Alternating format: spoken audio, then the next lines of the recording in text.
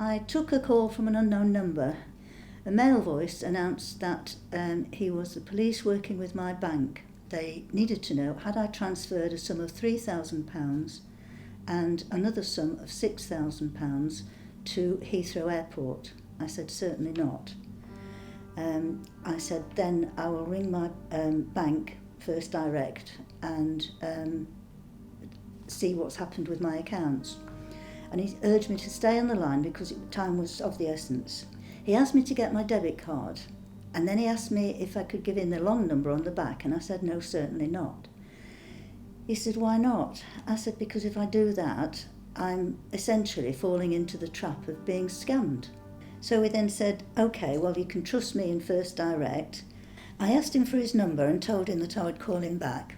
I clicked off and started to call the number that he'd given me, and he unclipped his phone. He had obviously not hung up at his end. He asked me to focus on sorting my accounts out, as all my accounts were now closed and invalid. I told him I was unwilling to give him any information over the phone. At that point, he said, right, take your card down and go to the nearest HSBC, one in Matlock or one in Chesterfield. He said, OK, take your card down there and just give it in. I said, why am I doing that? He said, just take your card down and hand it in.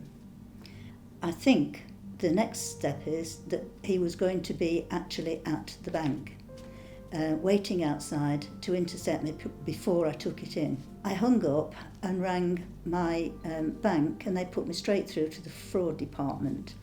I felt extremely good for a start because I hadn't been scammed, and it was my doing that I hadn't been scammed. But then I must admit I was concerned as to how they'd got my number, why I'd been picked and targeted, etc. It did affect me that way. He was extraordinarily good, and never have I encountered anybody able to deliver exactly what he thought his target wanted and needed. It was extremely well done. Drop your weapons! Dr. Atcher, no! Shut up, Daddy. Hello? Hello, I'm DC Stevens from the police, and I'm investigating some fraudulent activity at your bank. Oh, on my account? Yeah, it's quite urgent though, if you could get me your details now. Oh, let me get my card. As it happens, I was mindful as well throughout the call.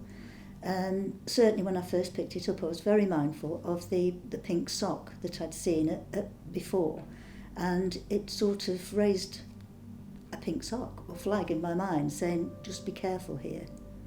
Routine is what creates boredom and turning off of interest, and your ears close.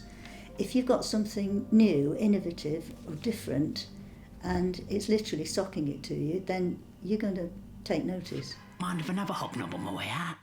Da. I can hear you talking, can you hear me? DC Stevens here. Don't trust anything on the phone. It's as simple as that. And equally, that applies to emails and so on. Until you've verified it for yourself exactly and precisely and checked with an authentic source such as your bank, don't do it. Stop, think, tell, and sock it to the scammers.